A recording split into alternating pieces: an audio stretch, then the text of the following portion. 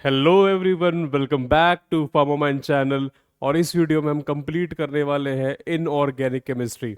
तो जैसा मैंने प्रॉमिस किया था कि हम इनऑर्गेनिक केमिस्ट्री का पूरा सिलेबस एक वीडियो में कंप्लीट करेंगे, तो इस पूरी वीडियो के अंदर हम इनऑर्गेनिक केमिस्ट्री को कंप्लीट करने वाले हैं। तो मेक श्योर अगर आप ये वीडियो स्टार्ट की है तो उसको एंड तक पूरा देखना, क्योंकि 4 मेजर टॉपिक्स हैं: डेंट्रीफाइसिस, मोनोग्राफ, लिमिट टेस्ट्स और रेडियो फार्मास्यूटिकल्स। तो ये चारों टॉपिक्स इस वीडियो में हम कवर करने वाले हैं। And make sure that you complete this topic और आप एग्जाम के लिए पूरी तरह से प्रेप्ड हो जाए, चाहे वो जीपैट हो या नाइपर हो। ठीक है। अब सवाल ये उठता है कि सर ये जो सब्जेक्ट है ये इतना इंपॉर्टेंट है कि नहीं। तो मैं आपको ऑनेस्टली बताऊं, क्वेश्चंस यहाँ से कभी आते हैं कभी नहीं आते, लेकिन जब आते हैं तो बहुत आसान होते हैं। तो ज़्यादा देर का लेक्चर नहीं होगा, एंड मेक श्योर कि आप इसको कंप्लीट कर लें, ताकि अगर 1-2 क्वेश्चन या 3 क्वेश्चन आ जाए तो ईजी से मार्क्स आपको मिल जाए, है ना। थोड़ा सा ये भी आपको देख के चलना पड़ेगा कि हाँ, मैं थोड़े एक्स्ट्रा सब्जेक्ट्स भी पढ़ रहा हूँ। रीज़न बीइंग कि कभी कभार हमारे जो पढ़े पढ़ाए सब्जेक्ट हैं, ऑर्गेनिक केमिस्ट्री या फिर इंडस्ट्रियल फार्मेसी, उनसे टफ क्वेश्चंस आ जाए तो मैं बाकी क्वेश्चंस कहाँ से बना सकता हूँ, ये चीज़ भी आपको जाननी रहेगी। ठीक है। सो स्टार्ट करते हैं, और साथ ही साथ मैं आपको बताते चलूँगा कि क्या चीज़ इंपॉर्टेंट है क्या नहीं इंपॉर्टेंट है। तो मेक श्योर कि सिर्फ आप नोट्स डाउनलोड करके उसको ना पढ़ें, लेक्चर को पूरा देखें। ठीक है। तो पहली बात, आपको नोट्स डिस्क्रिप्शन बॉक्स और कमेंट बॉक्स में मिल जाएंगे, उसको जाके डाउनलोड करके प्रिंट आउट निकाल सकते हो, and you can prepare accordingly. ठीक है। लेकिन ऐसा नहीं कि सिर्फ नोट्स को निकाल के पढ़ लिया, क्योंकि कुछ चीज़ें यहाँ पर ऐसी हैं जो मैं बोलूँगा कि हाँ छोड़ सकते हो। ठीक है। तो पहली बात तो ये हो गई। और दूसरी बात ये है कि आप वीडियो को 1.5x की स्पीड पे देख सकते हो, so that you have a better experience और जल्दी जल्दी सब्जेक्ट को कंप्लीट करेंगे। चलो, तो अगेन दैट्स माय इंट्रोडक्शन। जानते ही हैं सब, जो फार्मामाइंड से कनेक्टेड हैं, जो नहीं भी हैं, most of the people know me. ठीक है। चलो, ओके।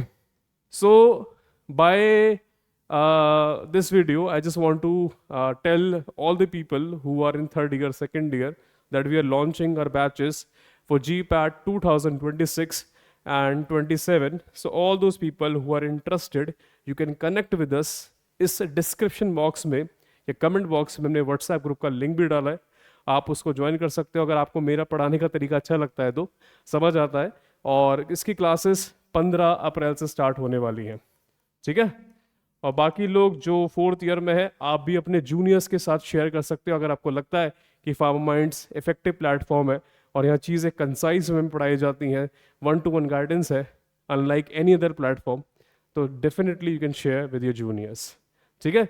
तो 15 अप्रैल से इसकी क्लासेस स्टार्ट होने वाली है। डेमो क्लासेस भी हम रन कराएंगे for sure, but for the time being you can join the WhatsApp group. चलो, तो स्टार्ट करते हैं। अच्छा, एक चीज़ और बता दूं, इस साल हमने जो GPAT 2026 और 27 का कोर्स हम लॉन्च करने वाले हैं, कुछ ऐसा करने वाले हैं हम लोग जो आज तक कभी फार्मा एजुकेशन में नहीं हुआ। कोई कोचिंग प्रोवाइड नहीं करती। We are going to do something that sort. ठीक है।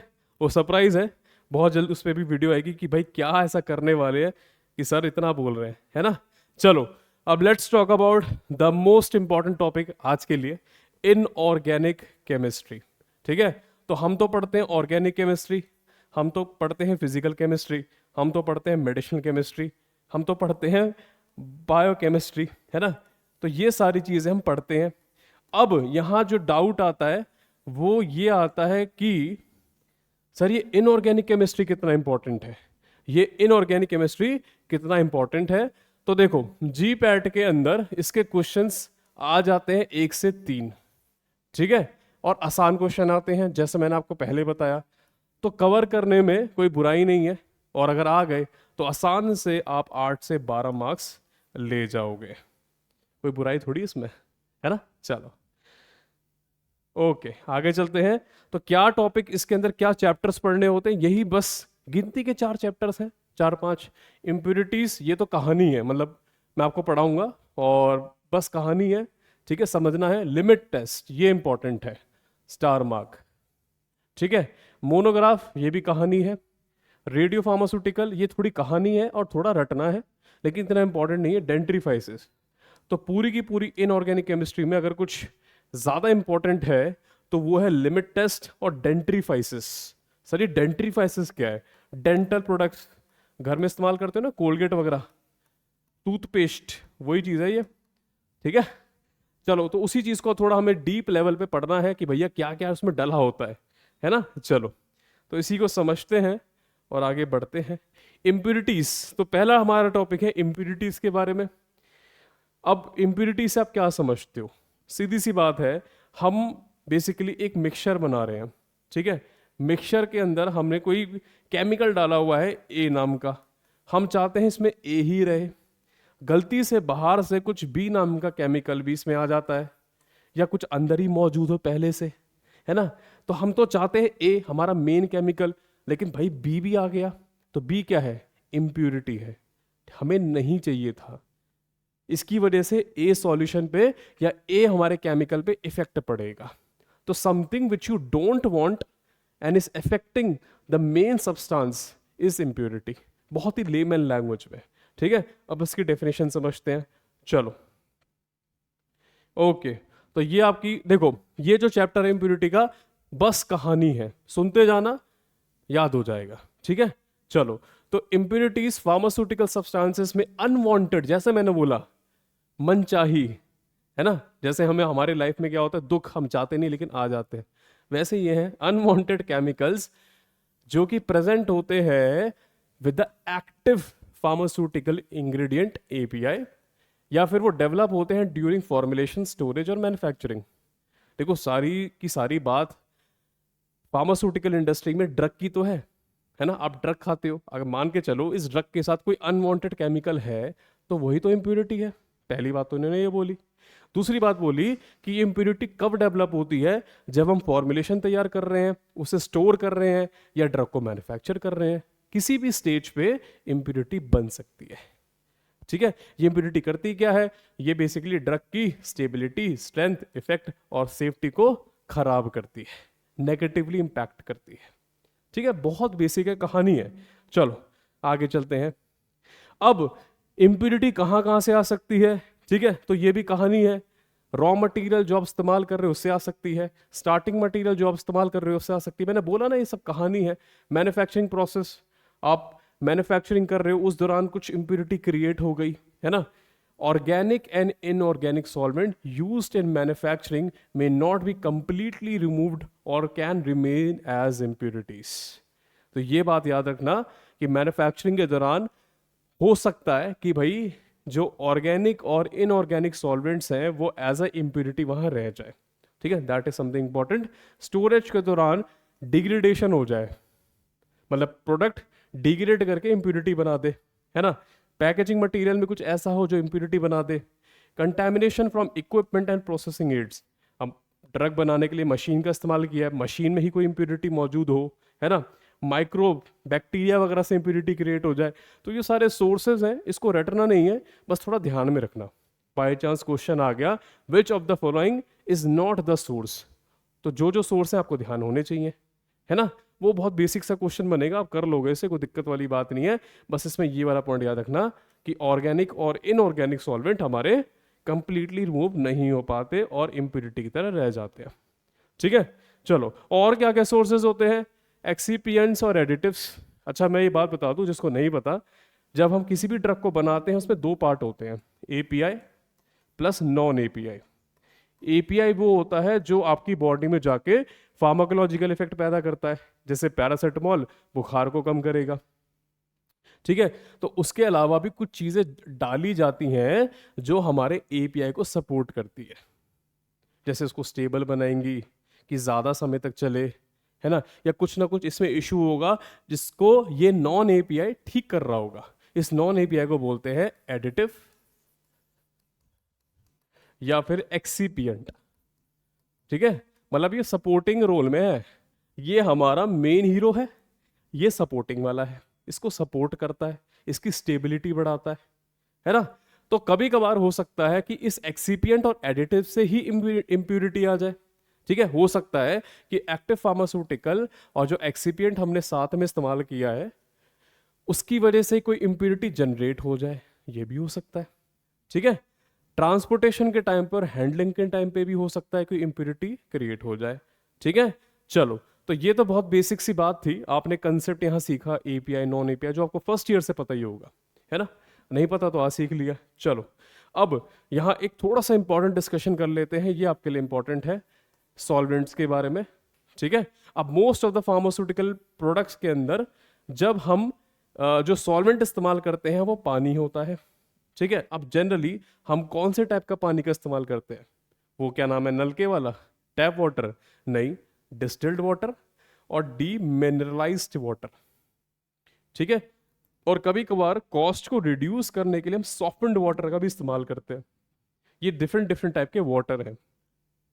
अब समझने की बात क्या है कि इनके अंदर भी अलग अलग टाइप की इंप्यूरिटी होती है।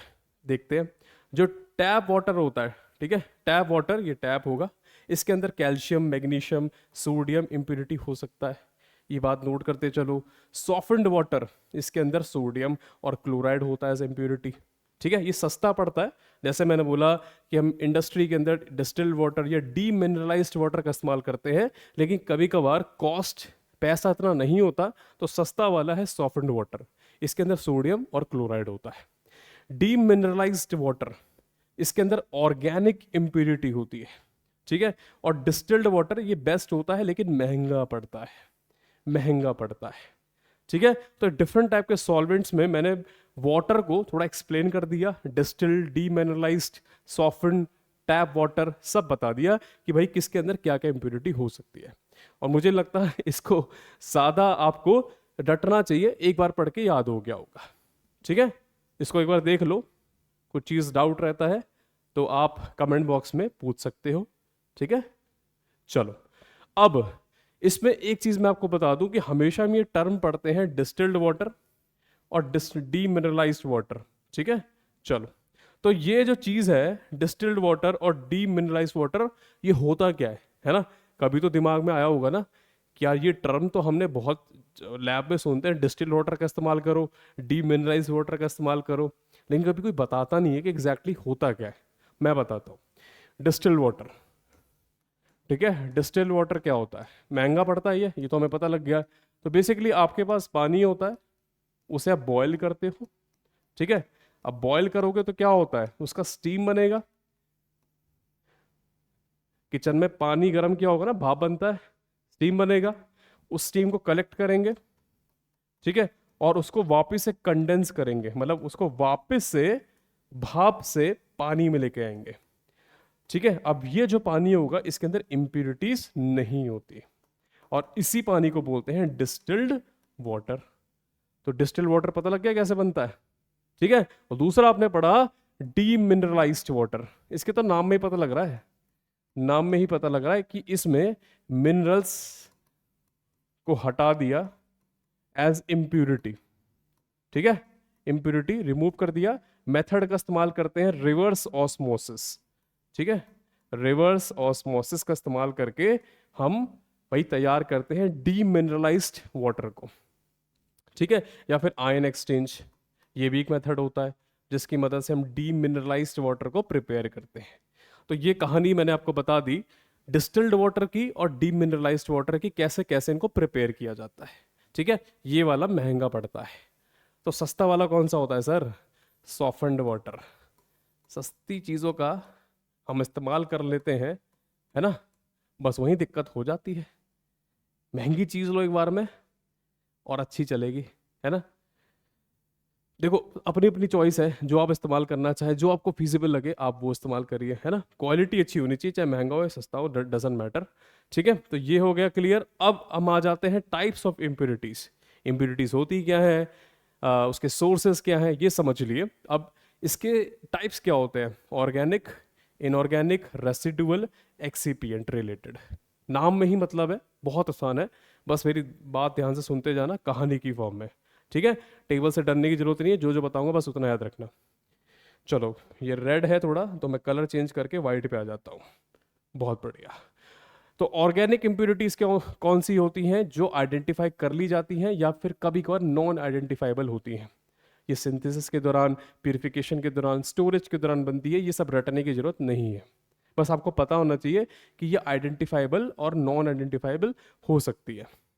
ठीक है, इनऑर्गेनिक पे आ जाते हैं।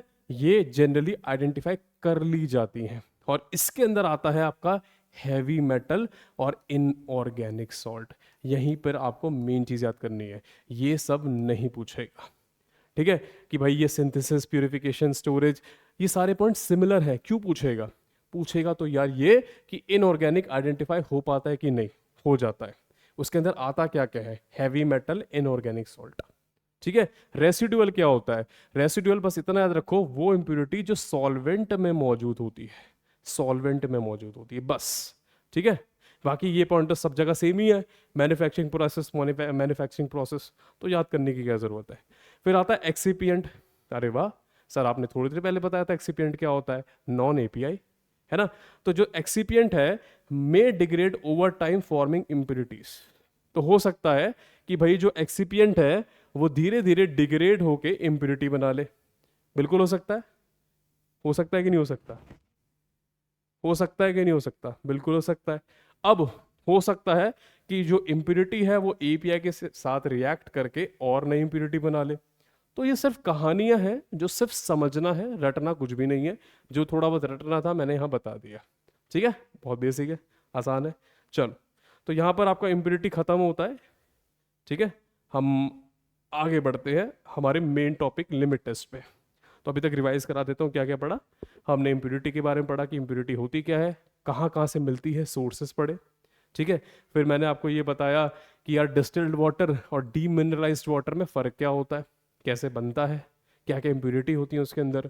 फिर मैंने आपको डिफरेंट टाइप ऑफ इम्प्योरिटी बताई, जिसमें आपको मैंने बेसिक बेसिक पॉइंट्स बताए कि यार बस इतना याद रखोगे तो बहुत है, ठीक है। चलो, अब आते हैं मेन टॉपिक, दूसरा चैप्टर लिमिट टेस्ट। तो इम्प्योरिटी के अंडर ही आता है, लेकिन इसको दूसरा चैप्टर कंसिडर करता हूँ। क्यों? क्योंकि अपने आप में ही ज़्यादा बड़ा टॉपिक है ये इम्प्योरिटी से। इम्प्योरिटी तो मतलब कहानी थी, यहाँ से आपका थोड़ा मेन टॉपिक, थोड़ा क्या मतलब इनऑर्गेनिक का सबसे मेन टॉपिक स्टार्ट होता है, ठीक है। तो इसको कवर करेंगे और डेफिनेटली काफ़ी ज़्यादा आसान रहेगा, क्योंकि आपने अपने फर्स्ट ईयर सेकंड ईयर में पढ़ा ही होगा। चलो, तो इसको पढ़ते हैं। चलो, अब लिमिट टेस्ट में ये एक बेसिक सा इंट्रोडक्शन है कि किस किस चीज़ का लिमिट टेस्ट हमें पढ़ना है। Chloride, sulphate, iron, arsenic, most important lead, iron, ये तीनों सबसे इंपॉर्टेंट है। क्वेश्चन आएगा तो इन तीनों से आएगा। हैवी मेटल, ठीक है, ये तीनों से ही क्वेश्चन आता है। चलो, ओके। तो भाई आजकल जो है दिल्ली में गर्मी बहुत बढ़ गई है। ओके, चलो, तो लिमिट टेस्ट की बात करते हैं। सबसे पहली बात डेफिनेशन पढ़ लेते हैं, क्योंकि शुरुआत हमेशा जीरो से होती है किसी भी चीज़ की, है ना। तो लिमिट टेस्ट एक क्वालिटेटिव या सेमी क्वांटिटेटिव एनालिसिस होता है, जिसकी मदद से हम स्मॉल अमाउंट ऑफ इम्प्योरिटी किसी फार्मास्यूटिकल सब्सटेंस में जो मौजूद है उसका पता लगा पाते हैं। अब यहाँ पे बहुत ही इंपॉर्टेंट कंसेप्ट मैं आपको क्लियर करने वाला हूँ, ध्यान से सुनना। सबसे पहली बात, ये क्वालिटेटिव या सेमी क्वांटिटेटिव एनालिसिस है, जिसकी मदद से किसी फार्मास्यूटिकल सब्सटेंस में मौजूद छोटी छोटी इम्प्योरिटी का हम पता लगाते हैं। अब यहाँ पे एक सवाल उठना चाहिए, सर ये सेमी क्वांटिटेटिव का मतलब क्या होता है? इसका मतलब पता है क्या होता है? टीचर से पूछना कॉलेज में। इसका मतलब बेसिकली ये होता है कि अगर यहाँ पे क्वांटिटेटिव लिखा होता, क्वांटिटेटिव, तो क्वांटिटेटिव का मतलब ये हो जाता ना कि भाई जो ये लिमिट टेस्ट है, किसी फार्मास्यूटिकल सब्सटेंस में हमें एग्जैक्ट अमाउंट ऑफ इम्प्योरिटी बता दे, मतलब उस सब्सटेंस में कितनी इम्प्योरिटी है, कितना परसेंट इम्प्योरिटी है। अगर हमें लिमिट टेस्ट ये बताता तो ये क्वांटिटेटिव होता, अगर एग्जैक्ट वैल्यू बताता है भाई कितनी इम्प्योरिटी है। लेकिन ये सेमी क्वांटिटेटिव होता है। इसका क्या मतलब है? इसका मतलब दूसरी और तीसरी लाइन में लिखा हुआ है। ये हमें सिर्फ ये बताता है कि जो इम्प्योरिटी लेवल है, इम्प्योरिटी लेवल है, पेन क्यों नहीं चल रहा, ठीक है, जो इम्प्योरिटी लेवल है वो एक लिमिट के बिलो है कि नहीं। मान लो कि ये लिमिट है, इस लिमिट के इम्प्योरिटी नीचे है या ऊपर है, इसलिए बोला गया सेमी क्वांटिटेटिव या क्वालिटेटिव। एग्जैक्ट वैल्यू नहीं बताएगा, बस बताएगा कि उस लिमिट के ये ऊपर है कि नीचे है, ठीक है। चलो, it does not measure the exact amount but checks if it stays within the safe range, कि भैया उस लिमिट के ऊपर है कि नीचे है, ठीक है। अब इस बात को सुनते जाओ ध्यान से। दो सॉल्यूशन हम यहाँ तैयार करते हैं, टेस्ट सॉल्यूशन जिसका हमें टेस्टिंग करना है कि इसमें इम्प्योरिटी है कि नहीं और कितनी है, मतलब सेफ है कि नहीं। एग्जैक्ट मात्रा तो हम निकाल नहीं सकते, लेकिन सेफ है कि नहीं। और दूसरा स्टैंडर्ड सॉल्यूशन। तो टेस्ट सॉल्यूशन के अंदर इम्प्योरिटी मौजूद होती है, अननोन क्वांटिटी, हमें पता नहीं है, हमें पता नहीं है। हम कंपेयर करते हैं स्टैंडर्ड सॉल्यूशन से जिसके अंदर इम्प्योरिटी मौजूद होती है नोन वैल्यू में। तो इन दोनों को आपस में कंपेयर किया जाता है। अगर टेस्ट सॉल्यूशन में, यही इसका मेन कंसेप्ट है, अगर टेस्ट सॉल्यूशन में इम्प्योरिटी स्टैंडर्ड के मुकाबले कम होती है, स्टैंडर्ड के मुकाबले कम होती है, तो ये जो सॉल्यूशन हमारा सेफ है, ये टेस्ट पास कर जाता है।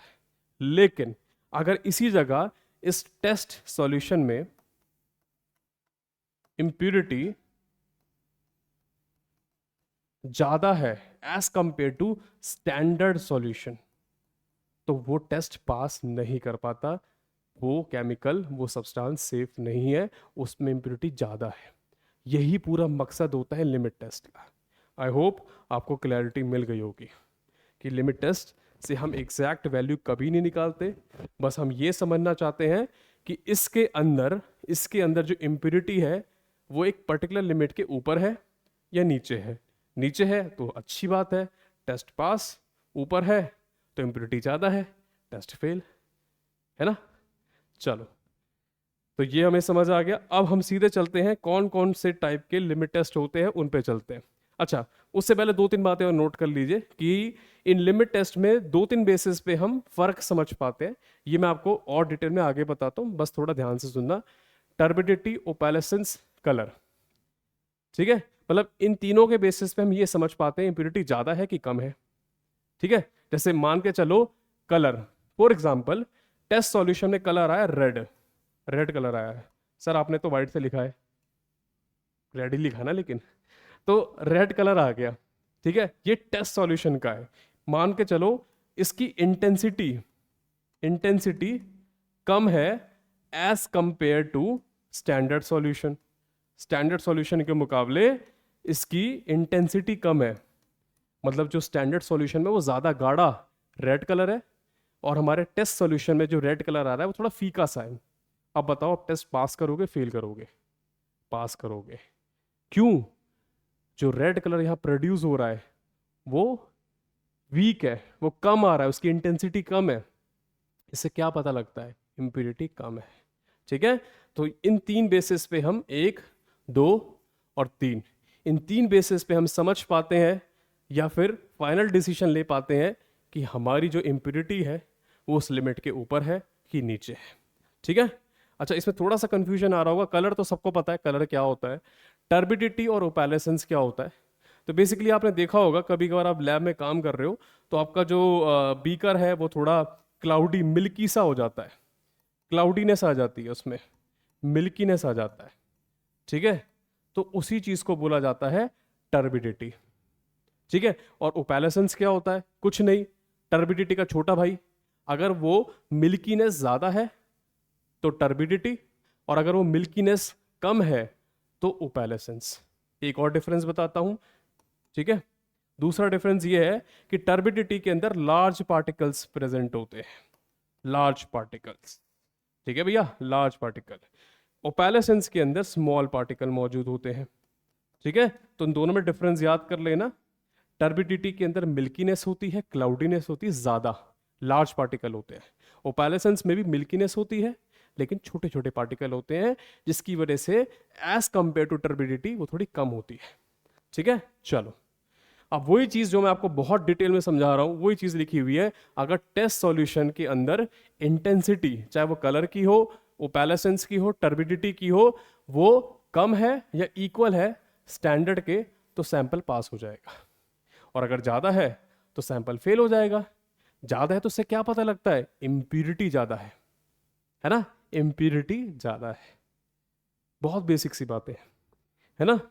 चलो, आई होप सबको क्लियर हो गया। अगर नहीं हुआ तो थोड़ा सा रिवाइंड कर लेना और दोबारा से सुन लेना, नहीं तो बच्चे बोलते हैं कि सर आप एक बार में समझाते हो समझ आ जाता है मोस्टली, ठीक है, चलो इसमें अपैरेटस का थोड़ा पॉइंट देख लेते हैं। और मैं अपने फेवरेट रंग पे वापस से स्विच कर जाता हूँ, रेड कलर, ये ज़्यादा दिखता है ना, हाँ चल रहा है। चलो, तो यहाँ पे अपैरेटस का इस्तेमाल किया जाता है, उससे क्वेश्चन आता है जीपैट नाइपर में, तो इसको नोट कर लेना। 3 टाइप के अपैरेटस हैं, Nessler cylinder, Gutzeit apparatus, separating fennel.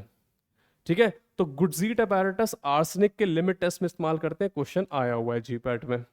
Nessler cylinder इस्तेमाल करते हैं lead, chloride, sulphate, iron, heavy metal में। ठीक है, इनके लिमिट टेस्ट में।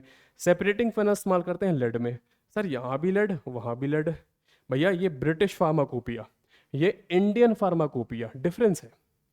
ठीक है, तो ये अपैरेटस याद कर लेना। कैसे याद करोगे? इन दो को याद कर लो, इसको याद करने की जरूरत ही नहीं है। ये तो भाई गुडजीट अपैरेटस आर्सेनिक हो गया, इतना पता लग गया हमें। उसके बाद सेपरेटिंग के लिए लेड आईपी याद कर लो, या लिप याद कर लो, एल से लेड, आई से आईपी। बस इसको छोड़ के सबके सब नेस्लर सिलेंडर। ऐसे तो याद करते हैं, कैसे याद करते हैं बताओ मुझे? ऐसी तो याद करते हैं ना। चलो, ज़्यादा सोचने का नहीं है इन चीज़ों में ना, बस आपको थोड़ा लॉजिक लगा के याद करना है। अब हम सीधे सीधे चलते हैं लिमिट टेस्ट्स पे। 6-7 लिमिट टेस्ट है, जल्दी जल्दी निपटाएंगे। इसमें थोड़ा आपको पढ़ने को रहेगा, 1-2 बार रिवाइज करोगे तो हो जाएगा, तो कोई दिक्कत वाली बात नहीं है। बस थोड़ा पैटर्न यहाँ समझ लो कि किस तरह मैंने आपको पढ़ाया हुआ है। यहाँ पर मैंने पहले आपको रिएक्शन दिखाया हुआ है कि भैया रिएक्शन हो क्या रहा है, फिर मैंने बताया कि रिएक्शन का रिजल्ट क्या आता है, ये दूसरी चीज़ है, और लास्ट में मैंने आपको थोड़े बहुत स्पेशल पॉइंट बताए हुए हैं। तो जितने भी लिमिट टेस्ट आएंगे इसी फॉर्मेट में आएंगे, सिंप्लीफाई किया हुआ है। तो सबसे पहला है क्लोराइड का, क्लोराइड, ठीक है, Cl नेगेटिव। सर हमें इतना आता है, आगे बताओ। चलो, तो इसमें क्या होता है, रिएक्शन होता है सोडियम क्लोराइड, ठीक है, का सिल्वर नाइट्रेट के साथ। ठीक है, उसकी वजह से सिल्वर क्लोराइड बनता है, ठीक है, और हमारा सोडियम नाइट्रेट बनता है। ठीक है, अब होता क्या है, यहाँ पे जो सिल्वर क्लोराइड बना वो एज अ टर्बिडिटी दिखता है, मतलब थोड़ा सा मिल्की दिखता है, क्लाउडी दिखता है। ठीक है, तो यहाँ पर ये रिएक्शन आप याद कर सकते हो। फिर आपको याद रखना है कि जो ये आपका सिल्वर क्लोराइड है, सिल्वर क्लोराइड वो टर्बिडिटी दिखाता है, मतलब ऐसा टर्बिड सॉल्यूशन दिखता है। अब क्या होगा, क्लोराइड का लिमिट टेस्ट तभी पास होगा जब टेस्ट सॉल्यूशन में जो टर्बिडिटी आई है वो स्टैंडर्ड के मुकाबले कम हो। ये तो सबको पता है, कंसेप्ट ही तो यही है, कंसेप्ट ही तो यही है कि इंटेंसिटी अगर कम हो रही है स्टैंडर्ड के मुकाबले, टेस्ट पास, नहीं तो फेल। ठीक है, तो बस आपको ये याद करते चलो, यहाँ पे ये रिएक्शन याद कर लिया, पहली चीज। दूसरी चीज ये याद करते चलो कि क्लोराइड में कलर नहीं होता, यहाँ पे टर्बिडिटी बनती है, ठीक है, वो भी सिल्वर क्लोराइड की। तो रिएक्शन हो गया। स्पेशल पॉइंट की बात कर लेते हैं, यहाँ बीच में नाइट्रिक एसिड का इस्तेमाल किया गया है जो कि एसिडिटी प्रोवाइड करता है, साथ ही साथ सिल्वर क्लोराइड को प्रेसिपिटेट करता है और मेक श्योर करता है कि भैया किसी और आयन का टर्बिडिटी ना हो जाए। किसी और आयन की वजह से टर्बिडिटी नहीं होनी चाहिए ना, सिर्फ हमारे क्लोराइड की होनी चाहिए, क्योंकि लिमिट टेस्ट किसका, मेन हीरो कौन है यहाँ पर, क्लोराइड है ना। अगर हमें क्लोराइड लिमिट टेस्ट करना है मॉडिफाइड वाला, इसका एक मॉडिफाइड वर्जन होता है, इट्स लाइक कि 2.2, तो उस केस में हम NaCl की जगह HCl इस्तेमाल करते हैं। यहाँ NaCl है ना, यहाँ पे HCl रखते हैं बस। तो बहुत ही आसान है, ये केमिकल रिएक्शन याद करनी है, और ये हमारा जो AgCl है वो प्रेसिपिटेट बन जाता है, फिर टर्बिडिटी दिखाता है, टर्बिडिटी कम होगी तो पास हो गया, फिर हमें स्पेशल पॉइंट्स देख लिए, खत्म। यही तो है लिमिट टेस्ट, कितना आसान है ना। चलो 1-2 बार रिवाइज करोगे तो हो जाएगा।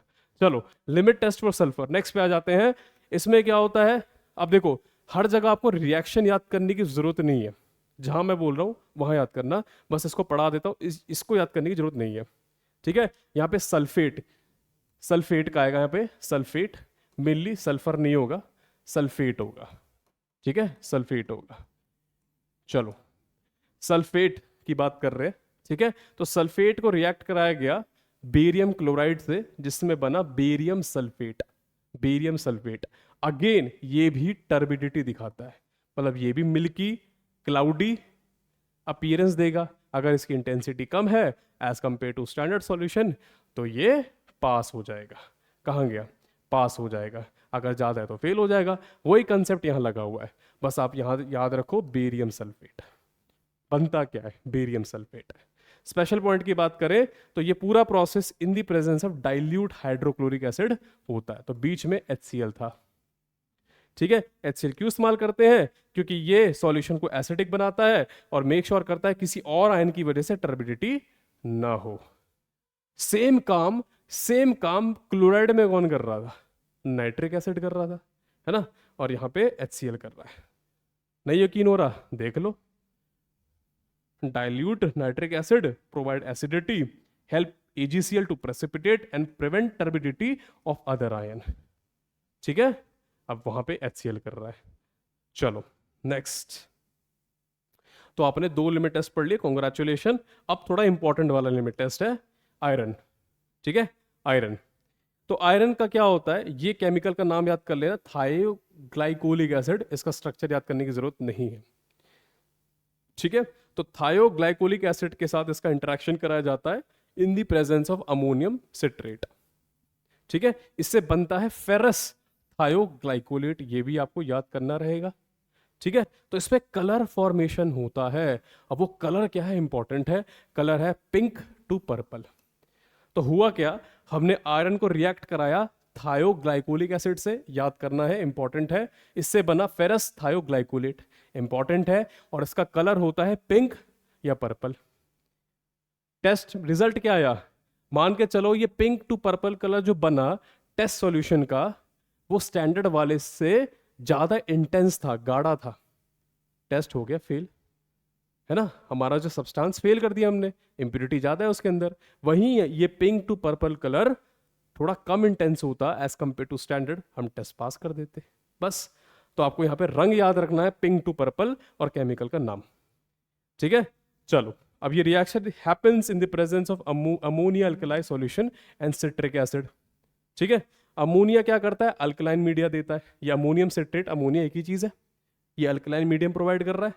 सिट्रिक एसिड क्या करता है, ये मेक श्योर करता है कि जो आयरन है वो दूसरे आयंस के साथ प्रेसिपिटेट ना हो जाए, मतलब इधर उधर ना भाग जाए, अपने गोल पे बिल्कुल ध्यान लगा के बैठे। जैसा मैं आपको हमेशा बोलता हूं, जो आपका गोल है आपको अचीव करना है। अगर अपना गोल आप अचीव नहीं कर पा रहे हो, इसका मतलब ये है कि आपने फोकस नहीं किया अच्छे से, या मेहनत नहीं करी, है ना। तो भैया ये जो सिट्रिक एसिड है, ये मेक श्योर करता है कि आयरन की प्रेसिपिटेशन किसी और आयन के साथ ना हो जाए, ठीक है। बस चलो ये भी हो गया, अरे वाह, 10 मिनट में 3 लिमिट टेस्ट खत्म। अब ये याद रख लेना, जो आयरन की ऑफिशियल लिमिट होती है as per IP, that is 40 ppm। ये क्वेश्चन सीधे सीधे वन लाइनर आ सकता है GPAT या नाइपर के अंदर, just for your factual knowledge, ठीक है। चलो आगे चलते हैं। अब आपका लिमिट टेस्ट का सबसे ज्यादा इंपॉर्टेंट टॉपिक आ चुका है, मतलब जहां से क्वेश्चन बनने के चांसेस सबसे ज्यादा होते हैं, और सबसे ज्यादा टाइम इसी पे लूंगा मैं, है ना। क्या है सर वो है आर्सेनिक, ठीक है। अब ये पूरा रिएक्शन आई होप आपको क्लियरली दिख रहा हो, मैंने पूरी कोशिश करी है, ठीक है। अब इसमें होता क्या है, पूरा ध्यान से सुनना, बड़ा इंटरेस्टिंग है, बड़ा मजा आएगा। आर्सेनिक एसिड का फॉर्मूला याद कर लो पहली बात तो, ये स्टेनस एसिड के साथ रिएक्ट करके आर्सेनियस एसिड बनाता है। सर क्या हमें ये फॉर्मूला सबका याद करने की जरूरत है, 99% ना, 1% चांस है कि आपको याद करने की जरूरत पड़ेगी, नहीं तो छोड़ दो। अगर ध्यान से देखें तो आर्सेनिक एसिड में O4 है, और आर्सेनियस में एक O हट गया, ऐसे भी याद कर सकते हो। अब आर्सेनियस एसिड जो है वो नेसेंट हाइड्रोजन, मतलब H2 हाइड्रोजन के साथ रिएक्ट करता है, ठीक है, और बनाता है आर्साइन गैस। अगर आपको क्लियरली ना दिख रहा हो, आर्साइन गैस या आर्सीन जो बोलना चाहो। अब ये आर्सीन गैस जो है वो रिएक्ट करता है मर्क्यूरी क्लोराइड पेपर के साथ, ठीक है, और बनाता है मर्क्यूरिक आर्सीन। मर्क्यूरिक आर्सीन जो कि येलो से ब्राउन स्टेन प्रोड्यूस करता है। यही आपका रिएक्शन है, यही आपका रिएक्शन। एक बार देख लो आपको क्लियरली दिख रहा है कि नहीं दिख रहा। चलो आई थिंक क्लियरली विजिबल तो है, विजिबल तो है। ठीक है, एक बार दोबारा बता दूं, आर्सेनिक एसिड स्टेनस एसिड के साथ रिएक्ट करके आर्सेनियस एसिड बनाता है, फिर ये आर्सेनियस एसिड नेसेंट हाइड्रोजन के साथ रिएक्ट करके आर्सिन गैस बनाती है। आर्सिन गैस बोलती है मैं भी रिएक्शन करूंगी, मुझे तो भैया मर्क्यूरी चाहिए, मर्क्यूरी क्लोराइड पेपर के साथ रिएक्ट करके ये मर्क्यूरिक आर्साइन बनाती है या आर्सिन बनाती है, जैसे yellow to brown stain produce होता है। इसके बाद की कहानी आपको भी पता है और मुझे भी पता है, अगर ये येलो टू ब्राउन कलर की इंटेंसिटी स्टैंडर्ड से कम होगी तो टेस्ट पास, नहीं तो फेल, है ना। तो येलो स्टेन प्रोड्यूस होता है, ठीक है, क्यों होता है? मर्क्यूरिक आर्सेनाइड की प्रेजेंस की वजह से। इसके अलग अलग नाम दे रखे हैं बेसिकली, मर्क्यूरिक आर्सिन बोल सकते हो, मर्क्यूरिक आर्सेनाइड बोल सकते हो, या फिर डाई आर्सिनो मर्क्यूरी भी बोल सकते हो, अलग अलग नाम है। आपको रटने की जरूरत नहीं है, क्वेश्चन आएगा पहचान लोगे, मुझसे पढ़ा हुआ है आपने, ठीक है। तो अगर याद रखना भी चाहते हो ये नाम याद कर लेना, मर्क्यूरिक आर्सिन या फिर डाई आर्सिनो मर्क्यूरी, ये याद कर लेना बस। इतना टफ पेपर नहीं आएगा, है ना, इतना टफ पेपर नहीं आएगा, तो डरने की बिल्कुल भी जरूरत नहीं है आपको, ठीक है। बस फिर वही है, इस येलो स्टेन की इंटेंसिटी को हम कंपेयर कर लेंगे स्टैंडर्ड सॉल्यूशन के साथ। अगर स्टैंडर्ड सॉल्यूशन ज़्यादा इंटेंस है तो हमारा तो पास हो गया, अगर स्टैंडर्ड वाला कम इंटेंस है और हमारा ज़्यादा इंटेंस निकल गया, हमारा टेस्ट फेल हो गया, क्योंकि हमारे में इम्प्योरिटी ज़्यादा है। कौन सी इम्प्योरिटी? आर्सेनिक ज़्यादा है, ठीक है। तो वेरी वेरी इंपॉर्टेंट, यहाँ पे ये चीज़ें याद रखना। अगर स्ट्रक्चर याद नहीं हो पा रहे कोई दिक्कत वाली बात नहीं, नाम याद रखना, आर्सेनिक एसिड, आर्सीनियस एसिड, फिर उसके बाद arsine gas, mercuric chloride paper, mercuric arsine, ठीक है। चलो, और कलर, कलर भी याद रखना, ठीक है। अब इसमें कुछ स्पेशल बात पे थोड़ा ध्यान अपना केंद्रित कर लेते हैं, ध्यान दे लेते हैं। इसमें गुडजीट अपैरेटस का इस्तेमाल करते हैं, जी पैट पे आया हुआ है। सीधे सीधे पूछा था कि आर्सेनिक के अंदर कौन सा अपैरेटस इस्तेमाल करते हैं, है ना, गुडजीट अपैरेटस, ठीक है, गुडजीट अपैरेटस। इसके बारे में थोड़ी डिटेल और दी हुई है। कैपेसिटी इसकी 120 ml होती है, लेंथ आपकी 200 mm होती है। 200 mm समझते हो कितना हुआ? 10 से डिवाइड कर दो, 20 सेंटीमीटर, ठीक है, इतना छोटा होता है। लग रहा है इतना बड़ा सा ट्यूब है, बिल्कुल लगा रखा है पूरी लैब के अंदर, छोटा सा होता है गुडजीट अपैरेटस, ठीक है। अब कुछ लेस इंपॉर्टेंट बातें भी देख लेते हैं, बाई चांस आ जाए तो आप इसको ध्यान में रख सकते हैं, ठीक है। ये देख लिया, चलो बहुत बढ़िया, ठीक है। इसके अंदर हम ग्रैन्युलेटेड जिंक का इस्तेमाल करते हैं, जो हाइड्रोक्लोरिक एसिड के साथ रिएक्ट करके हाइड्रोजन गैस रिलीज करता है।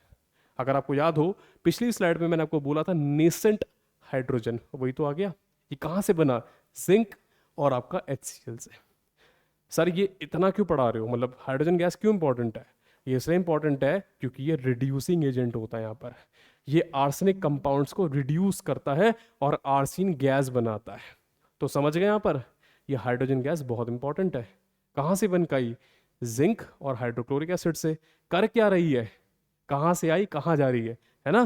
तो ये जो है रिड्यूसिंग एजेंट का काम करती है, ठीक है, और ये मेक श्योर करती है कि भाई आपकी आर्सिन गैस बन रही है, ठीक है।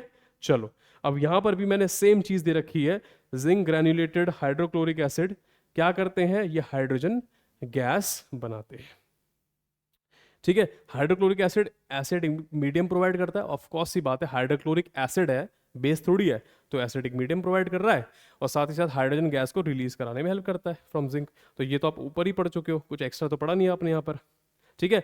बात अगर कर ही रहे हैं तो स्टेनस क्लोराइड ये एक एडिशनल रिड्यूसिंग एजेंट होता है, मतलब काइंड ऑफ जो हाइड्रोजन है वो हमारा मेन हीरो है जो रिड्यूसिंग एजेंट है, सपोर्टिंग में हमने स्टेनस को भी डाल दिया। स्टेनस क्लोराइड ये भी रिड्यूसिंग में हेल्प करता है, ठीक है। एक और होता है पोटेशियम आयोडाइड, ये भी रिड्यूसिंग एजेंट है, ठीक है। ये आर्सेनिक को +3 ऑक्सीडेशन स्टेट में रखता है। तो बस कहानियां हैं, थोड़ा रटना पड़ेगा। ये वाला तो आपको याद हो ही गया होगा, जिंक प्लस हाइड्रोक्लोरिक एसिड वाला। स्टेनस क्लोराइड भी आपको याद हो गया, ये बेसिकली सपोर्टिंग कैरेक्टर है। और potassium iodide I don't think so इतना इंपॉर्टेंट है, अगर याद हो गया होगा तो याद कर लेना, नहीं तो छोड़ देना, इतना डीप नहीं आएगा। लेकिन क्या याद रखना है? हाइड्रोजन गैस और स्टेनस क्लोराइड, ये दोनों याद रखना कि हाइड्रोजन गैस कहाँ से बनी, पहली बात ये आपको याद होनी चाहिए। कर क्या रही है ये आपको पता होना चाहिए, है ना। मुझे तो रट गया बिल्कुल, इतनी बार बोल लिया मैंने। चलो, स्पेशल केस ऑफ सल्फर। कभी कभार ऐसा देखा गया कि आर्सेनिक जब इम्प्योरिटी एज इम्प्योरिटी मौजूद होता है मौजूद होता है, तो उस केस में कभी कभार सल्फर भी वहां पर ऐसा इम्प्योरिटी मौजूद होता है। ठीक है, अभी एक स्टूडेंट का मैसेज आ गया, सर थोड़ा गाइडेंस चाहिए। बिल्कुल, क्लास के बाद आई एम ऑलवेज अवेलेबल। ठीक है, अभी क्लास कंप्लीट करते हैं क्योंकि वन शॉट क्लास चल रही है और बच्चे पढ़ रहे हैं। चलो, तो भैया अब सल्फर जो है अगर वो प्रेजेंट है तो इसका क्या करें, इसका क्या करें? इसका ये होता है कि अगर सल्फर प्रेजेंट होता है ना, तो ये रिएक्ट कर जाता है उस पेपर के साथ, मर्क्यूरी क्लोराइड पेपर के साथ रिएक्ट करता है और ब्लैक स्पॉट बनाता है HgS के, HgS के। ठीक है, चलो अब हम क्या करते हैं, लेड एसीटेट कॉटन का इस्तेमाल करते हैं, जो कि इस गैस को यहां ट्रैप कर लेता है, ट्रैप कर लेता है। ठीक है, ये Hg होना चाहिए। ठीक है, HgS। ठीक है, इस गैस को यहां ट्रैप कर लेता है जिससे ब्लैक स्पॉट नहीं बनता। तो बेसिकली यहां बताया गया कि कभी कभार आर्सेनिक के लिमिट टेस्ट में आपको सल्फर भी मिल जाएगा। अब सल्फर दिक्कत ये पेश करता है कि हम तो कर रहे हैं आर्सेनिक का लिमिट टेस्ट, ये अपना ब्लैक स्पॉट बना के बैठा हुआ है। तो हमने क्या किया, हमने लेड एसीटेट कॉटन का इस्तेमाल किया, जो HgS गैस को क्या करेगा, अपने में ट्रैप कर लेगा, तो जो ब्लैक स्पॉट बनना था वो नहीं बनेगा। ठीक है, आई होप ये कंसेप्ट क्लियर हो गया होगा। क्लियर है, यस और नो? ठीक है, कुछ भी डाउट होता है कमेंट बॉक्स में डाल देना। ठीक है, ताकि वहां से हमारी टीम या मैं उन कमेंट्स को देख लेंगे। कुछ भी हेल्प रहती है तो we are there for you guys. ठीक है, चलो next, limit test for lead. Limit test for lead की बात कर लेते हैं, ये भी इंपॉर्टेंट है। तो लेड का जो रिएक्शन होता है वो डाइथीजोन के साथ किया जाता है, वेरी इंपॉर्टेंट, इसको याद रखना है। सीधे सीधे पूछ सकता है भाई कौन से लिमिट टेस्ट में डाइथीजोन का इस्तेमाल किया जाता है, आर्सेनिक, क्लोराइड, सल्फेट या फिर लेड? आंसर है लेड। इससे बनता है लेड डाइथीजोनेट, जिसका कलर आता है रेड कलर। इसके बाद की कहानी आपको भी पता है, मुझे भी पता है, कंपैरिजन करेंगे, रेड कलर की इंटेंसिटी कम, टेस्ट पास हो गया।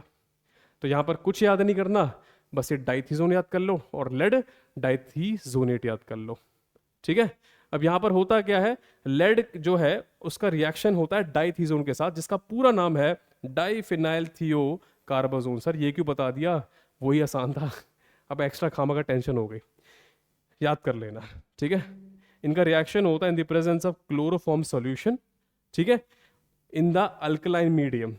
तो क्लोरोफॉर्म सॉल्यूशन है, मीडियम अल्कलाइन है, जिससे लेड डाइथीजोन कॉम्प्लेक्स बनता है। कुछ नहीं, यही बन रहा है डाइथीजोनेट, जो कि रेड कलर का होता है। ठीक है, मतलब वही रिएक्शन को मैंने थ्योरी में लिख दिया है। ठीक है, अब डाइथीजोन जो है वो ग्रीन कलर का होता है और जो कॉम्प्लेक्स बनता है वो वॉयलेट कलर का होता है।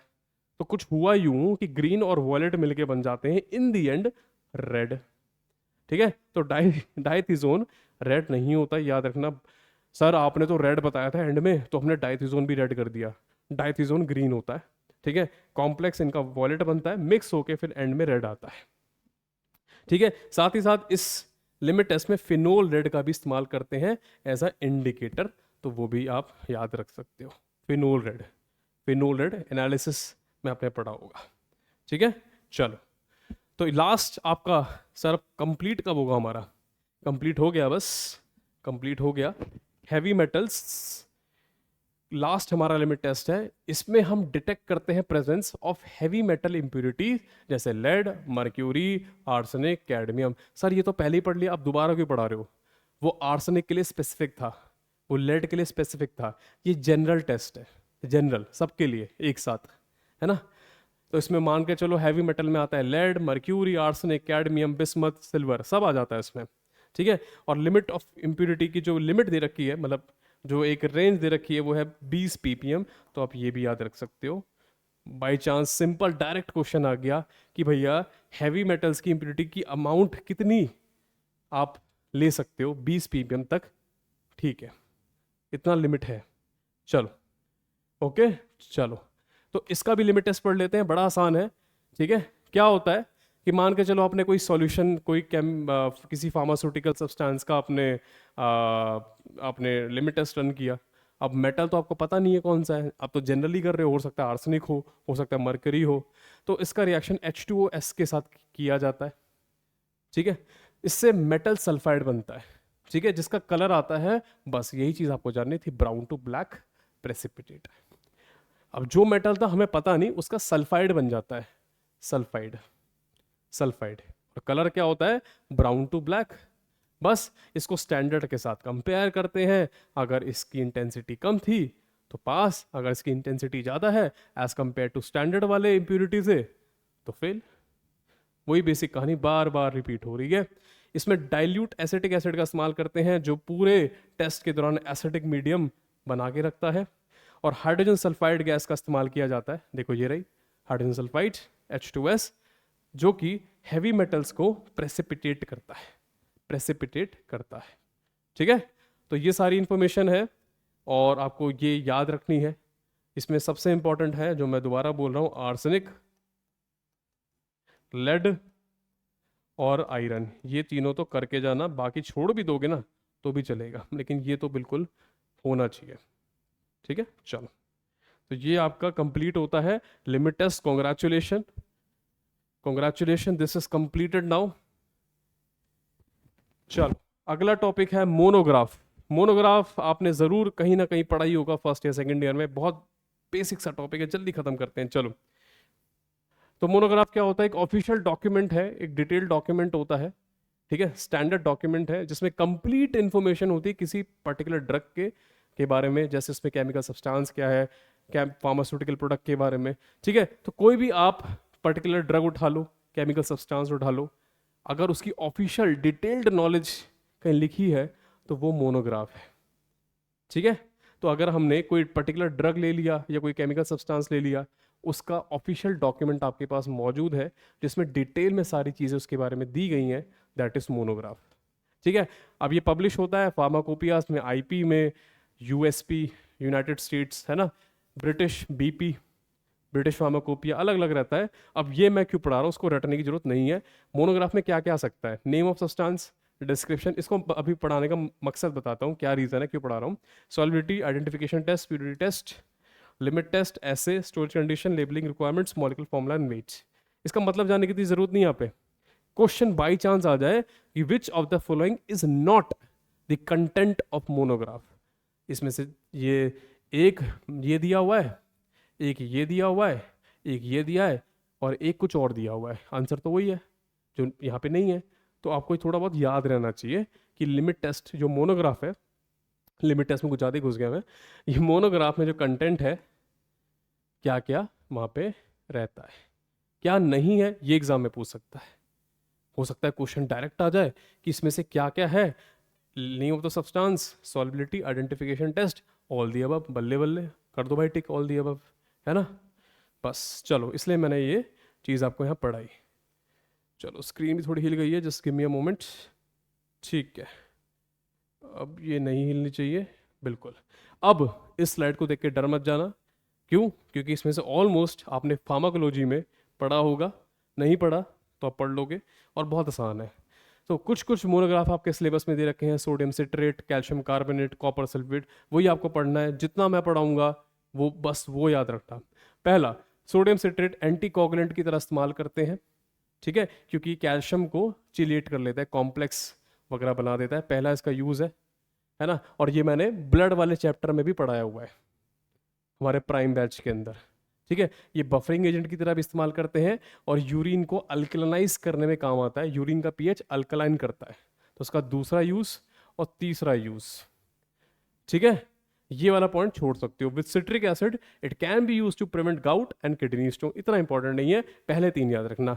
नेक्स्ट, कैसे बनाते हैं, sodium carbonate and citric acid के रिएक्शन से, वही क्लास 11 12 के रिएक्शन की बात आ गई, याद करना है बस, ठीक है। इसका ऐसे कैसे होता है, नॉन एक्वस टाइट्रेशन, ठीक है।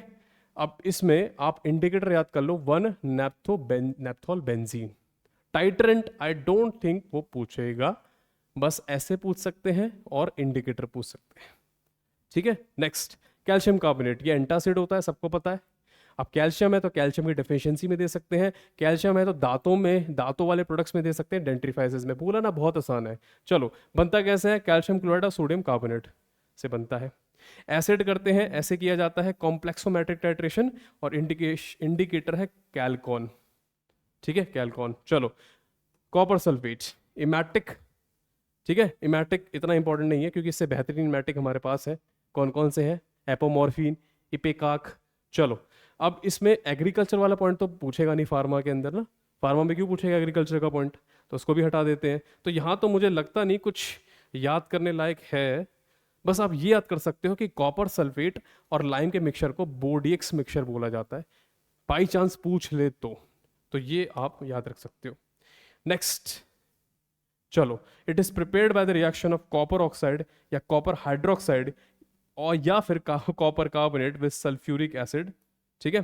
तो ये काफी डीप हो रहा है, इसको स्किप कर सकते हो, नहीं तो यहां पर एक उठा लो, कॉपर ऑक्साइड का रिएक्शन करा दिया सल्फ्यूरिक एसिड के साथ, या तो ये उठा लो, या कॉपर हाइड्रोक्साइड का रिएक्शन करा दिया सल्फ्यूरिक एसिड के साथ, या तो ये उठा लो, ठीक है। तो जो आपको ठीक लगे आप वो यहां से याद कर सकते हो, ठीक है। चलो अब ऐसे में आते हैं oxidation reduction reaction of iodine thiosulphate, ठीक है। Indicator starch, starch solution, starch solution, और इसका ऐसे किया जाता है by oxidation reduction reaction of iodine thiosulphate slash thiosulphate. तो यहाँ पे कुल मिला के रट्टाफिकेशन हैगा, और लेक्चर देखने में आपको लगेगा 1.5 से 2 घंटा। रट्टा वापस से समझने वाली चीज़ देखो समझने वाली है, जहाँ रट्टा मारना है वहाँ रट्टा मारना है। तो कुल मिला के 3 से 4 घंटे का ये सब्जेक्ट है। जो टफ लग रहा है, जो थोड़ा रट्टा लग रहा है, उसको एक जगह लिख लेना, तो बाद में जाके उसको आप रट लेना। कुछ कुछ रिएक्शंस यहाँ पर हैं, बाकी तो मुझे लग रहा है क्लियर हो ही गया है ना। चलो ओके, ये पूरी की पूरी जो इनऑर्गेनिक केमिस्ट्री की किताब है ना, ये 1.5-2 घंटे में खत्म कर रहा हूँ मैं, अब इससे ज़्यादा शॉर्ट तो नहीं हो सकता। अमोनियम क्लोराइड, ठीक है, इसको देते हैं एल्कलॉसिस में क्योंकि ये अल्कलाई एसिडिक नेचर का होता है, पता होगा आपको। अमोनियम क्लोराइड एक्सपेक्टोरेंट की तरह ये पढ़ाया हुआ है मैंने, पढ़ाया हुआ है, नहीं पढ़ाया हुआ है कफ वाले चैप्टर में। एसिडिफाइंग एजेंट है तो यहाँ पर एक्सपेक्टोरेंट याद रखो और एसिडिफाइंग एजेंट याद रखो, सब पढ़ाया हुआ है, ठीक है। प्रिपेयर्ड बाय सॉल्वे प्रोसेस, इतना इंपॉर्टेंट नहीं, हटा दो उसे बिल्कुल ही। अब ऐसे किया जाता है इनडायरेक्ट एसिड बेस्ड टाइट्रेशन, और इंडिकेटर है फिनोलेप्थिलीन, बस इतना याद रखो, ठीक है। Indirect acid base titration. Last में आता है फेरस ग्लूकोनेट, अनीमिया में देते हैं, ये भी मैंने पढ़ाया था ब्लड वाले चैप्टर में, फार्माकोलॉजी। ये पूरी की पूरी फार्माकोलॉजी वाली कॉलम है ये, ठीक है। बनता कैसे है, reaction of gluconic acid with ferrous in presence of sodium hydroxide. कभी और जीपैट में क्वेश्चन आ जाता है, सर वो क्वेश्चन ही समझ नहीं आया कहाँ से आया, वो यहाँ से आता है, अजीब सा क्वेश्चन होता है कई बार ऐसा, वो किसी को भी नहीं आता। फिर ऐसे किया जाता है ऑक्सीडेशन रिडक्शन टाइट्रेशन, इसका इसमें निकाह से दिया नहीं है, चलो। यूजिंग 0.9 सेरिक अमोनियम सल्फेट, यहाँ पे इंडिकेटर नहीं दिया, ठीक है। तो आप बस ऐसे मेथड यहाँ पर याद रखना, ऑक्सीडेशन रिडक्शन टाइट्रेशन, ठीक है। चलो ओके, तो मोनोग्राफ हमारा कंप्लीट होता है, बस एक चीज़ रहती है काउलिन। काउलिन तो बहुत आपने फेमस सुना होगा, ठीक है, तो इसको पढ़ लेते हैं। 2 टाइप के होते हैं, वैसे 3 टाइप के होते हैं, अभी आगे दिखाता हूँ। हैवी एंड लाइट काउलिन, ठीक है। अब इसका फॉर्मूला भी ये रहा, एल्यूमिनियम ऑक्साइड, ठीक है। तो ये फॉर्मूला याद रख लेना, बहुत ही इंपॉर्टेंट है, कभी नहीं बोलता फॉर्मूला याद करने के लिए, लेकिन यहाँ याद करना है काउलिन का फॉर्मूला, ठीक है। इसको चाइना के लिए भी बोला जाता है, ये लोशन या ऑइंटमेंट में इस्तेमाल करते हैं। साथ ही साथ इसके अंदर एड्सॉर्बेंट प्रॉपर्टी भी होती है, जिसकी वजह से इसको डायरिया या डाइजेंट्री में इस्तेमाल किया जाता है। तो ये तो हमारा फार्मास्यूटिक्स का पार्ट हो गया, लोशन ऑइंटमेंट, ये कोलोजी का पार्ट हो गया, डायरिया डाइजेंट्री, सब बता दिया इन्होंने, तो सब बता दिया है ना। ये काउलिन तो भैया हर जगह ऑलराउंडर है, ठीक है। चलो इसका टेस्ट कैसे किया जाता है, by measuring the specific gravity of kaolin, testing की जाती है, इसकी ग्रेविटी, स्पेसिफिक ग्रेविटी को नापते हैं। चलो ओके, नेक्स्ट आगे चलते हैं। 3 टाइप के काउलिन है, हैवी लाइट और नेचुरल लाइट काउलिन। बस इसमें कुछ स्पेशल बातें याद रखनी है जो मैंने लिखी है। ये नेचुरल फॉर्म है जिसके अंदर डिस्पर्सिंग एजेंट नहीं होता। डिस्पर्सिंग एजेंट कमेंट बॉक्स में बताना क्या होता है, क्योंकि आपने ज़रूर पढ़ा होगा फिजिकल फार्मेसी में, इंटरफिशियल वाले टेंशन वाले टॉपिक में पढ़ा होगा, नहीं तो सस्पेंशन में पढ़ा होगा। सस्पेंशन तो पढ़ा ही होगा, डिस्पर्शन। चलो, पार्टिकल डायमीटर इसका 20 नैनोमीटर होता है, ये बहुत इंपॉर्टेंट है, ठीक है। और इसमें एक्वस सस्पेंशन कुछ समय के बाद नीचे सेटल डाउन कर जाता है। सेटल डाउन क्यों कर रहा है? क्योंकि डिस्पर्सिंग एजेंट नहीं है ना। मैं ही बता देता हूँ, डिस्पर्सिंग एजेंट जो होता है वो मेक श्योर करता है कि भैया जो लिक्विड है उसमें सॉलिड जो है ना वो नीचे सेटल डाउन ना करे, सेटल डाउन ना करे, क्लम्प ना बनाए।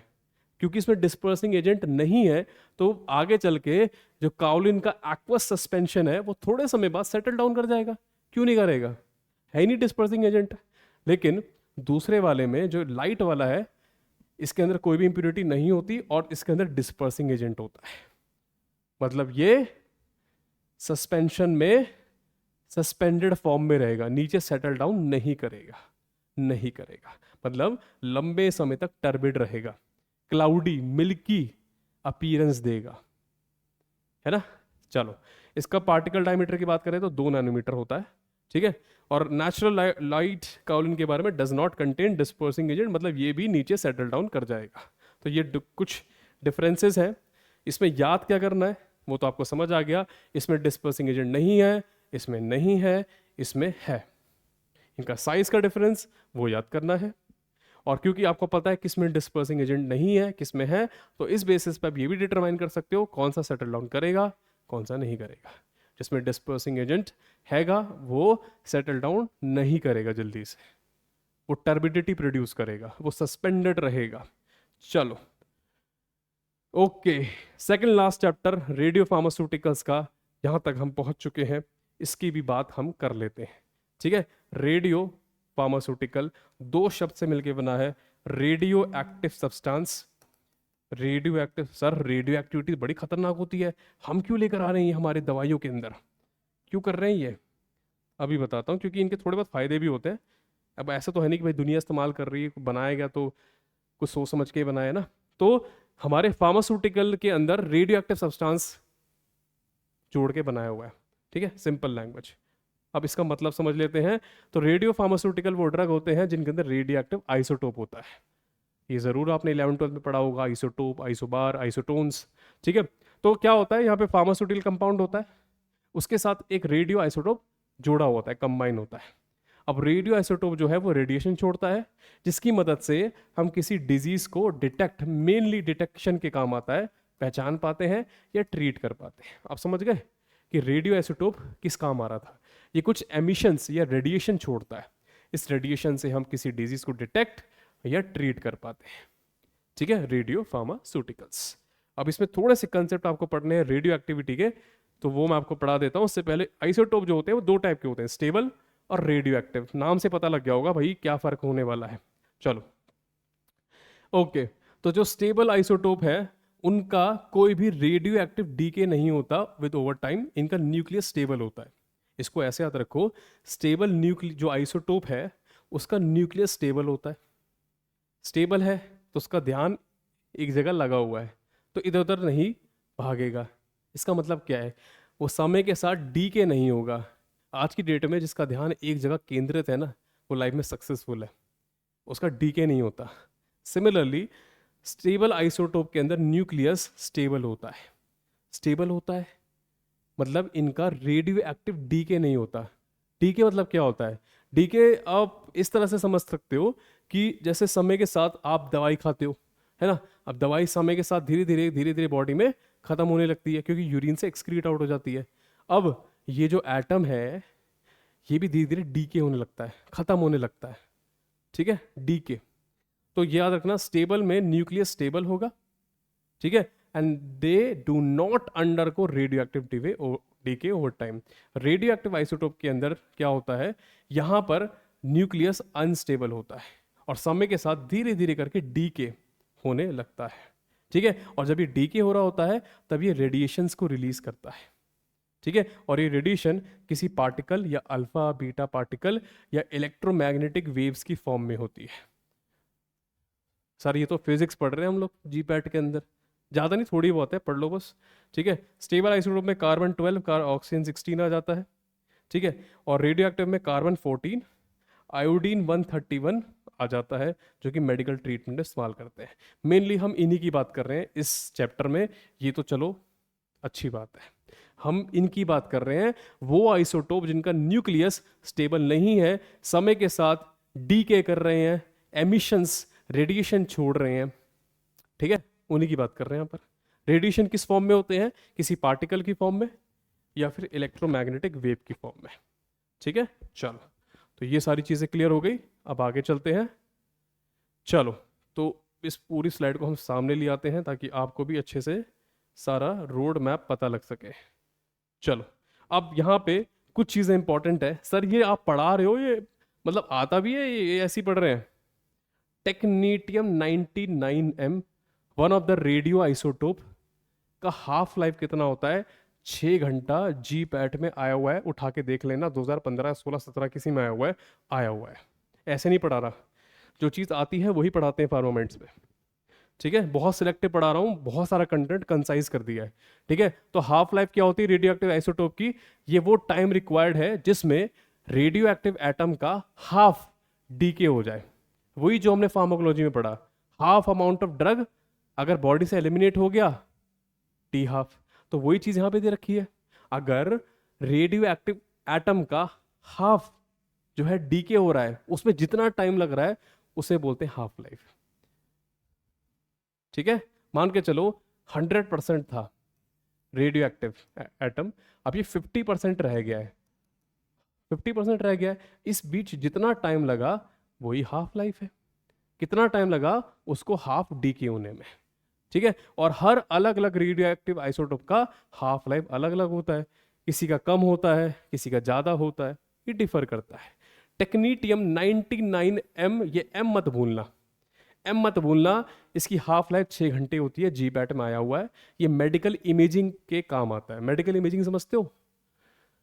जैसे एक्सरे, सीटी स्कैन, जिसमें हमारे बॉडी में रेडिएशंस डाले जाते हैं, है ना, रेडिएशन से कुछ चीज़ डायग्नोज की जाती है, कुछ समझा जाता है कि यार कोई डिजीज वगैरह तो नहीं है ना। आप समझ आ रहा होगा रेडियो आइसोटोप्स कहाँ काम आते हैं, हमारी बॉडी में जाके रेडिएशंस एमिट करते हैं जिससे कोई डिजीज को पहचानने में मदद होती है, ठीक है। अब मैंने बोला एम पे क्यों ध्यान देना, क्योंकि इसका एक छोटा भाई है, या बोलूँ बहुत बड़ा भाई है, टेक्नीटियम 99। टेक्नीटियम 99 टीसी, लग रहा है इंक खत्म हो गई इसकी, डिजिटल पेन की है, हाँ ठीक है चलो। टेक्नीटियम TC99, इसमें एम नहीं है, इसकी हाफ लाइफ है 2,11,000 साल, वो भी अप्रोक्सीमेटली। तो इनमें फर्क मत भूलना, एम है तो भाई 6 घंटे में काम हो जाएगा, एम नहीं है तो 2 लाख साल लगने वाले हैं, 2,11,000 साल, ठीक है। अब पार्टिकल्स की बात कर लेते हैं। तो यहाँ पर जो एमिशंस होती हैं वो 3 तरीके से हो सकती हैं, अल्फा एमिशन होंगी, बीटा एमिशन होगी, गामा एमिशन होगी। अब इसमें काफ़ी डीप में दिया है किताब के अंदर, अल्फा एमिशन में कौन कौन से पार्टिकल्स होते हैं, बीटा में कौन से पार्टिकल होते हैं, मैंने ज़्यादा डीप यहाँ कवर नहीं किया क्योंकि आएगा नहीं। तो बस इतना समझो, अल्फा पार्टिकल की जो पेनिट्रेशन पावर होती है वो लो होती है, कोई पेपर या स्किन भी इनको रोक लेगा, एग्जाम्पल यूरेनियम 238। बीटा पार्टिकल थोड़े मजबूत होते हैं, ये स्किन को पेनिट्रेट कर जाते हैं, इनको एल्यूमिनियम रोक सकता है, एग्जाम्पल कार्बन 14। गामा रेज ये बहुत ही ज़्यादा पेनिट्रेशन पावर रखती हैं, स्किन को बिल्कुल पेनिट्रेट कर देंगी, इनके लिए लेड की शील्डिंग चाहिए होती है, कोबाल्ट 60। तो याद रखना अल्फा, बीटा और गामा। तो अल्फा जो है वो इतना आसानी से पेनिट्रेट नहीं कर पाता, लोएस्ट पेनिट्रेशन पावर है, ठीक है। अब ये टेबल कवर हो गई, किसकी लोएस्ट पेनिट्रेशन पावर है, किसकी ज़्यादा है, गामा की ज़्यादा है। अब इस पे आ जाओ, सबसे ज़्यादा आयोनाइजिंग पावर किसके पास है, अल्फा के पास। या उल्टा हो गया, सर ये आयोनाइजिंग पावर क्या होता है? आयोनाइजिंग पावर होता है कि कोई पार्टिकल कितना ज़्यादा इलेक्ट्रॉन को छोड़ना चाहेगा जिसकी मदद से वो आयन बना दे। ध्यान से सुनो, कोई पार्टिकल कितना ज़्यादा इलेक्ट्रॉन को छोड़ना चाहेगा कि वो आयन बना दे। तो सबसे ज़्यादा अल्फा की आयनाइजिंग पावर होती है, बीटा मॉडरेट है, गामा लीस्ट है। तो दोनों टेबल ऑपोजिट है, अल्फा की पेनिट्रेशन पावर लोएस्ट है लेकिन आयनाइजिंग पावर ज़्यादा है, गामा की पेनिट्रेशन पावर सबसे ज़्यादा है लेकिन आयनाइजिंग पावर सबसे कम है, ठीक है। और एक और फैक्ट बता दूं, यहाँ लिखा नहीं है लेकिन बता देता हूँ, गामा जो एमिशंस होती हैं, बेसिकली मैंने आपको बताया ना कि ये रेडियो एक्टिव सब्सटेंस धीरे धीरे डीके होते हैं, इनसे रेडिएशन निकलती है। तो रेडिएशन में अल्फा पार्टिकल आ सकता है, बीटा पार्टिकल है, या गामा रेज होती हैं। तो ये गामा जो एमिशन बोल लो, रेज बोल लो, दे ट्रेवल फास्टेस्ट, सबसे तेजी से ये ट्रैवल करती हैं। ये पॉइंट आप नोट कर सकते हो एक और। ठीक है, चलो, तो ये थोड़ा हमने फिजिक्स पढ़ लिया। ठीक है, रेडियो एक्टिव पे आ जाते हैं, क्योंकि यहां से भी क्वेश्चन आया हुआ है। Radioactivity refers to spontaneous emission of radiation from unstable atomic nuclei. मतलब किसी अनस्टेबल एटम के न्यूक्लियस से अगर अचानक से या बिना किसी वजह से रेडिएशन निकल रही है, उस रेडिएशन को बोलते हैं रेडियो एक्टिविटी। मान लो ये न्यूक्लियस है, ठीक है, इससे अचानक से अपने आप ही खुद ही रेडिएशन निकले जा रही है, आपने कुछ किया ही नहीं, खुद से ही ये विचलित हो रखा है, रेडिएशन रिलीज करे जा रहा है, उसे रेडियो एक्टिविटी बोलते हैं। इसको मेजर किया जाता है बाय मेजरिंग और detecting the number of disintegration पर सेकंड। मतलब एक सेकंड में कितना डिसइंटीग्रेट हुआ, डिसइंटीग्रेशंस पर सेकंड। ठीक है, समझ आ गया। चलो, इसकी कॉमन यूनिट्स बहुत इंपॉर्टेंट है। बैक्यूरल BQ ये सबसे मेन यूनिट होती है, स्टैंडर्ड यूनिट है, 1 डिसइंटीग्रेशन पर सेकंड, याद रख लेना। क्यूरी CI बोलते हैं। इसमें ये CGS यूनिट है, 3.7 इंटू 10⁻10 डिसइंटीग्रेशन पर सेकंड। ये मैंने एम टेस्ट सीरीज में सॉल्यूशन कराया था, मुझे अभी भी याद है, क्वेश्चन आया था और ये मैंने पढ़ाया था। रोएंटगन होता है वैसे ना, रोएंटगन, थोड़ा सा स्पेलिंग मिस्टेक है। ठीक है, रोएंटगन, जब मैं नोट चलूंगा तो चेंज कर दूंगा। यूनिट ऑफ एक्सपोजर है। और RAD is unit of absorbed dose. इसमें से आप जो याद रखेंगे, ये पहले दोनों याद रखेंगे, बैक्यूरल और क्यूरी, क्योंकि दोनों, बैक्यूरल स्टैंडर्ड यूनिट है और ये वाली CGS है। सीधे सीधे क्वेश्चन आ सकता है GPAT में कि भैया आप मुझे बताओ कि क्यूरी के अंदर कितना डिसइंटीग्रेशंस रहता है पर सेकंड। 3.7, 2.5, 2.7। तो आंसर आपको पता है 3.7। पता है कि नहीं पता? पता है कि नहीं पता? पता है ना, अब पढ़ लिया तो पता है, नहीं पढ़ा होता तो नहीं पता होता, है ना। सीधी सी बात है, जो पढ़ा है वो आसान है, जो नहीं पढ़ा वो बिल्कुल टफ है, चाहे वो कितना भी आसान हो। अब यहां से भी आपको क्वेश्चन दिखे होंगे। गीगर मुलर काउंटर, ये अल्फा बीटा गामा रे सबको डिटेक्ट करता है। सबसे बेस्ट डिटेक्टर इसमें जो होता है वो यही होता है, क्योंकि सारे रेस को, पार्टिकल्स को डिटेक्ट कर लेता है। इसमें आर्गन आयोनाइजिंग गैस की तरह इस्तेमाल की जाती है। फिर सेंटिलेशन काउंटर होता है, ये गामा रेडिएशन को मेजर करता है by detecting light flashes produce in certain materials. कुछ मटेरियल्स में लाइट फ्लैशेस को डिटेक्ट करके ये गामा रेडिएशन को डिटेक्ट करता है। ठीक है, आयनाइजेशन चेंबर, ये आयनाइजिंग रेडिएशन को इस्तेमाल मेजर करता है और उसकी इंटेंसिटी को मेजर करता है। ठीक है, proportional counter, photographic plate method, ये सारे मेथड वो है जो रेडियो एक्टिविटी को मेजर करते हैं, डिटेक्ट करते हैं। इसमें जो आपको याद रखना है वो ये पहले 3 है, खासकर गीगर मुलर काउंटर मेथड जो सबसे बेहतरीन मेथड है, और उसमें आयनाइजिंग गैस कौन सी, आर्गन होती है। ठीक है, आर्गन, ठीक है, आर्गन होती है। ठीक है, ये क्लियर हो गया। चलो, दैट इज क्लियर। तो ये भूलना मत, ये आपका क्या बना रखा है मैंने, गीगर मुलर काउंटर, यही तो है वो डिवाइस। चलो, ओके, तो यहाँ पे बेसिक सी एक डेफिनेशन दे रखी है जो आपको पता ही होगी। आइसोटोप की डेफिनेशन दे रखी है कि आइसोटोप्स वो होते हैं जिनका एटॉमिक नंबर सेम होता है, क्योंकि इनके अंदर सेम नंबर ऑफ प्रोटॉन होते हैं, लेकिन न्यूट्रॉन जो होते हैं इनके अंदर अलग अलग होते हैं। प्रोटॉन सेम है जिसकी वजह से एटॉमिक नंबर सेम आता है, लेकिन न्यूट्रॉन अलग अलग हो जाते हैं जिसकी वजह से मास नंबर डिफरेंट हो जाता है। और इसी वजह से ये आइसोटोप्स जो होते हैं इनकी केमिकल प्रॉपर्टी तो लगभग सेम ही रहती है, लेकिन न्यूक्लियर प्रॉपर्टीज बदल जाती हैं। क्लास 11 क्लास 12 का कंसेप्ट है।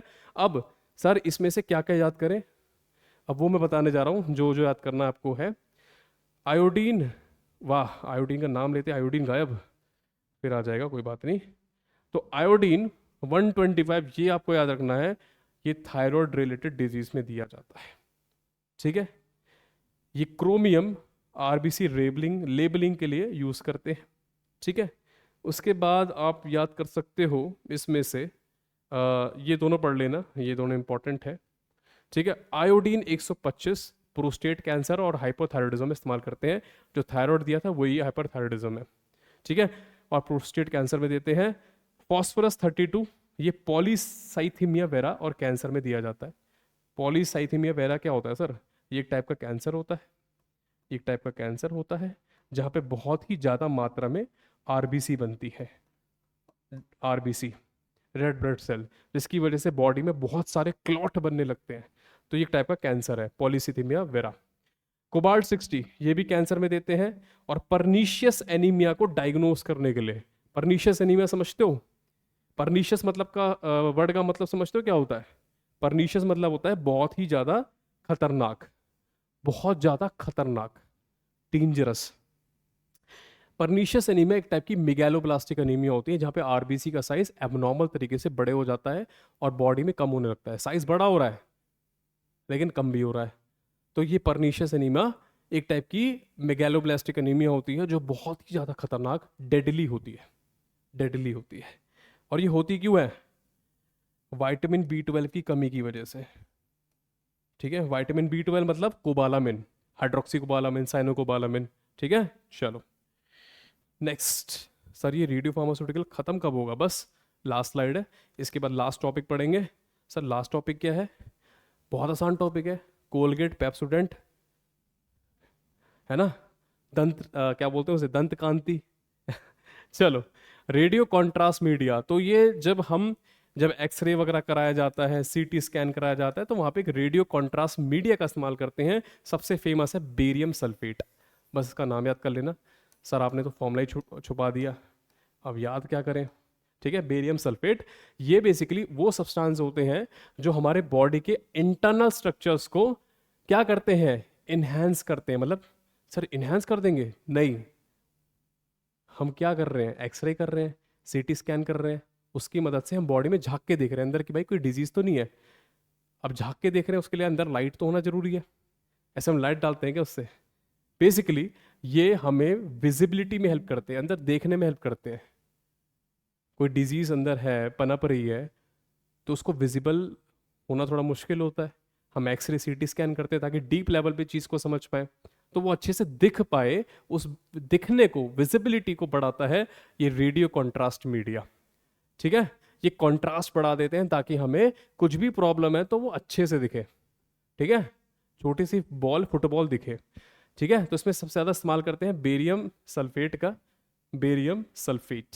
ठीक है, मेनली इसको जीआई ट्रैक्ट के लिए इस्तेमाल किया जाता है। अगर किसी के जीआईटी में, स्टमक, इंटेस्टाइन में प्रॉब्लम है, तो यहाँ पे हमारा जो रेडियो कॉन्ट्रास्ट मीडिया है वो बेरियम सल्फेट होता है। ठीक है, और भी होते हैं बेरियम सल्फेट आपके